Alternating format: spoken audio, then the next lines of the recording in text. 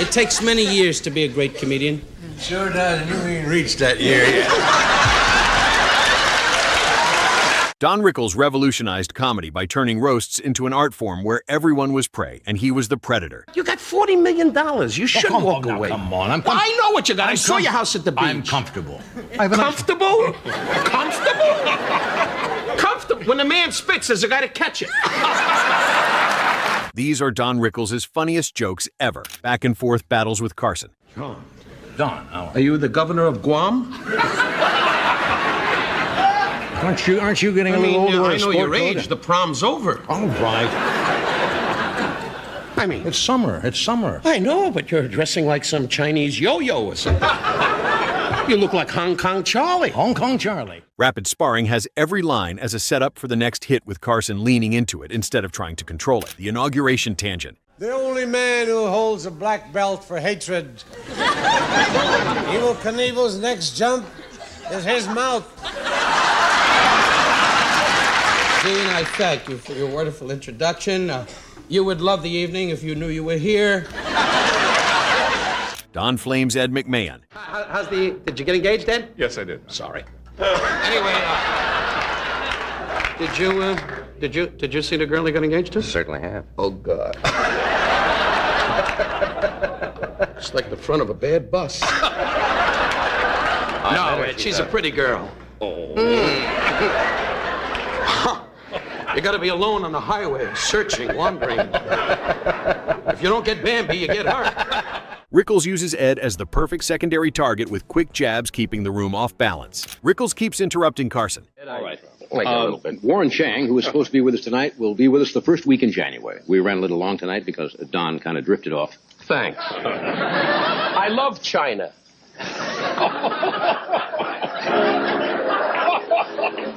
Tomorrow night, Dolly Parton will be with us. No, she won't. One Chang will be back.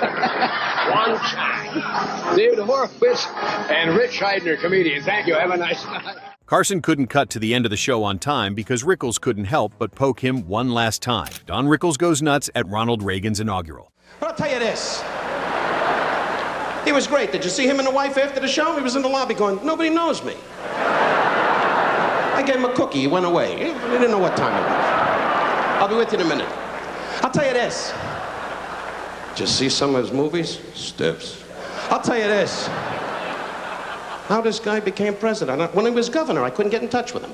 I had a cousin, did 3 months in the county jail. I made a phone call. I said, give me a break. He was too busy, tied up, wouldn't make that. He's now doing 14 years, and he's the president of the United States, sitting in the White House with Nancy, walking around going, that Rickles' cousin is doing a lot of time. Rickles flips the entire event into a fearless roast environment, going after his own president with zero hesitation. Friars Club Unleashed. I'd like to say, first off, that this evening is one of the big, bomb, dull evenings of my life.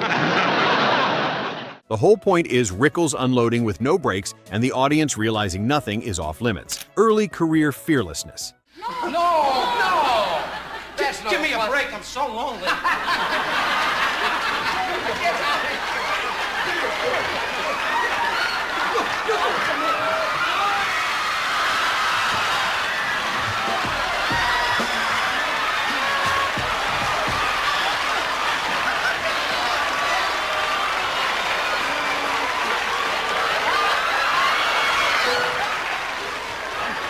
Less polished but still fearless, testing how far he can go on late-night TV, with the humor being the template before it became legend. Rickles and Dean Martin act. A lot of humor there. You're a little cranky, right, sweetheart? Yeah, baby. What? Leave out, baby, huh? What's the matter? Didn't you have your afternoon nap? Did you read the record? What's that? I'm getting fed up with you, sweetheart. Okay, dum-dum, what'll it be? Oh, I'll have the usual glass of milk. Are you sure this is my cue card right here? He should get an Academy Award for reading that line. Now, look, I've been riding all day, and I'm plumb tuckered out. You mind if I sit down and rest my tucker? Rickles thrives when the host is laughing too hard to steer the ship, using Dean's breaking as proof the insults are landing. Roasting Lucille Ball. It's a wonderful packed night, really, to honor Lucille Ball, a great lady. A woman that I worked with on our television show, bless her heart. He treats a beloved icon like a normal target, which is exactly why it hits so hard, as the humor is the shock of hearing those lines as aimed at someone untouchable. And she was the one that said to me, kid, come here. Bob Hope gets Don's treatment. And why not, Dean? There's a contract out for you. Frank Sinatra's friend plans to knock you off Manganzo Mangananzo. He stacks quick insults that rely on persona and reputation more than long stories that were common with other celebrity segments. The Sinatra segment jokes. I just was hanging around in the hall, and they said, Frank Sinatra's here, and I've never met him, you know. And I get the chills. You'll excuse us, won't you? Certainly, certainly. Marco Mangananzo was hurt. Fambino Bombazzo, 2 bullets in the head Thursday. This you don't believe. Excuse us, Johnny, you're from the Midwest, you're busy going, is the truck loaded? And from Jersey City, your good friend, Bubani Umbazzo. What's He his started alias? his car. Don, in a stacked lineup where the whole episode feels like an event, makes the humor land because he plays off the room's celebrity gravity. The room's energy changes when Rickles enters, as everyone knows they're fair game. Rickles targets Ed McMahon. Off stage, Very, very tough for you, because you got a lot of expenses, really. I think you'll be busted another year. You're going to walk away. The whole staff is saying, you're going to retire. I'm a friend. Get out of the business. same persona, but a different room, as he tends Ed like a ceremonial punching bag, with the comedy being the confidence of insulting a legend in front of other legends. Because you used to watch me in a place called Basin Street East, and you used to just sit there and going, is the show over? The Friars Club energy translates anywhere, as Rickles maintains consistency across venues while treating Ed like a punching bag never gets old. The celebrity roast moment. The Italian people. Softly, everybody. Good. In the roast format, he's faster and sharper because the whole room is there for vengeance, with polite society wielding knives and Rickles leading the charge. Pardon me, I'm just delighted. Because I always wanted to meet Henry Fonda. The roast format removes all safety nets, as Rickles operates without restrictions or time limits, while the faster and sharper quality shows Rickles adjusting to the format as he accelerates his usual pace. Rickles leading the charge means he sets the tone as other roasters follow his lead, while the celebrity targets knowing what's coming doesn't help them, as Rickles still finds new angles. The format suiting Rickles perfectly as roasts were basically designed for his style, while Carson attending these roasts sees Rickles totally uncensored compared to normal network television, rescuing tense guests. It's a very difficult language. You were a lieutenant in the war, right? Hi. Oh, yeah. Were you in the service? Yeah, corporal. Ours? Yeah. You were a corporal in the Army, and he was an ensign in the Navy. That's right. And you were... Tell him, what were you? Well, don't, Barry. You always bring this up. I was a colonel in the Marine Corps. All right. A colonel in the Marine Corps. Sometimes his smartest comedy move is support, as he redirects attention, eases tension, then sneaks in a jab, showing how he can roast and still protect the room's energy. The rescue pilot role reveals Rickles' deeper skill as he reads when guests struggle, while the redirection technique saves awkward moments, as Rickles takes pressure off nervous performers. The easing tension approach shows empathy beneath the insults. Rising. What I'm trying to bring out is Good, David. Let's hear it for David. What I'm trying to bring out is comedy is so tough in European countries. Yes. Right? Really? Yes, it is. Well, hey, it's your show. You work it out. I wouldn't. As Rickles actually cares about the show working, while the sneaking in a jab maintains his persona as he helps without dropping character. What was the feeling that you got in Japan? Very Japanese.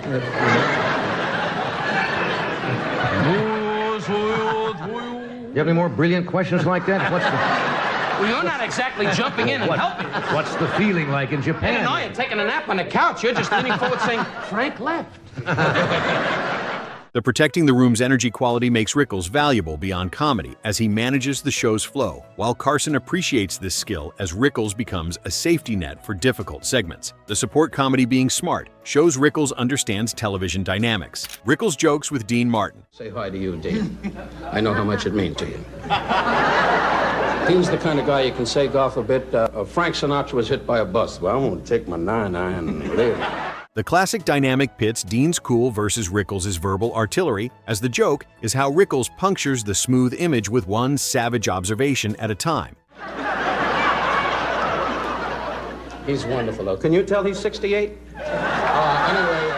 Dean Martin's unflappable persona creates the perfect foil, as Rickles tries breaking through the cool exterior with escalating insults, while the Rat Pack confidence meets its match as Rickles refuses to be intimidated by Dean's legendary status. The verbal artillery metaphor captures Rickles' relentless assault as he fires continuously at Dean's image, while the puncturing the smooth image technique works because Dean cultivated an untouchable aura that Rickles gleefully destroys. The one savage observation at a time approach shows patience, as Rickles builds rather than rushing, while Dean's reactions fuel Rickles as the singer tries maintaining composure while Rickles demolishes him. The cool versus artillery contrast creates comedy as opposing energies collide, with Rickles targeting Dean's drinking and casual attitude with surgical precision. The Rat Pack dynamic adding context as Rickles takes on an entire cultural icon, while Dean eventually breaking shows Rickles' victory as even legendary cool can't withstand the assault. The savage observations, including Dean's work ethic, appearance, and lifestyle choices as Rickles never running out of material, with Dean's persona providing endless ammunition. The dynamic works because both men respect each other beneath the roasting, while Dean giving as good as he gets occasionally as the banter goes both ways. The smooth image being Dean's armor as Rickles proves no defense holds, while the observations landing harder because they contain truth beneath the exaggeration. Rickles established dominance over Rat Pack royalty, showing his unique position in comedy as the classic dynamic being replayed across multiple appearances with neither man tiring of the battle. Dean's cool finally cracking completely validates Rickles' persistence as the perfect target surrenders. The guest host chaos. Son of a gun, you bad as a son of a gun.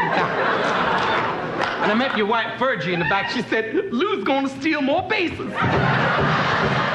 Rickles treats the show like his living room, creating loose, unpredictable, and slightly dangerous energy, with the laughs coming from how little he respects proper talk show behavior. The guest host situation gives Rickles total freedom as he operates without Johnny's controlling presence, while the living room treatment meaning Rickles makes himself comfortable as he disregards format and structure. The loose energy keeps everyone off balance as nobody knows where Rickles will go next, while the unpredictable quality being the point as Rickles improvises rather than following scripts. The slightly dangerous feeling excites audiences as they sense anything could happen, while respecting proper behavior never being Rickles' strength as he gleefully violates talk show conventions. The classic 1970s vibe capturing an era when television allowed more spontaneity, as Carson trusting Rickles with guest hosting duties shows enormous confidence in his abilities. The ecosystem chaos describing how Rickles disrupts the careful Tonight Show balance, while the laughs coming from rule breaking as audiences enjoy seeing conventions destroyed. Rickles interviews guests his way as he turns interviews into roast sessions, while the living room metaphor extends to how Rickles treats guests like friends he's mocking. The loose, unpredictable, dangerous combination creating memorable television as the little respect for propriety being liberating, with Rickles showing what's possible without constraints. The talk show behavior norms being boring to Rickles as he prefers genuine interaction, while the 1970s context allows edgier content than later eras permit. Rickles proves that chaos can work when the person creating it has enough skill and charm as the guest host role, revealing Rickles' versatility with him being able to lead and not just contribute. The ecosystem metaphor acknowledging the Tonight Show as a delicate system that Rickles happily disrupts. Played in a row. I doubt that. Yeah, you doubt that, sure. But what do you know? So what's new besides the competition?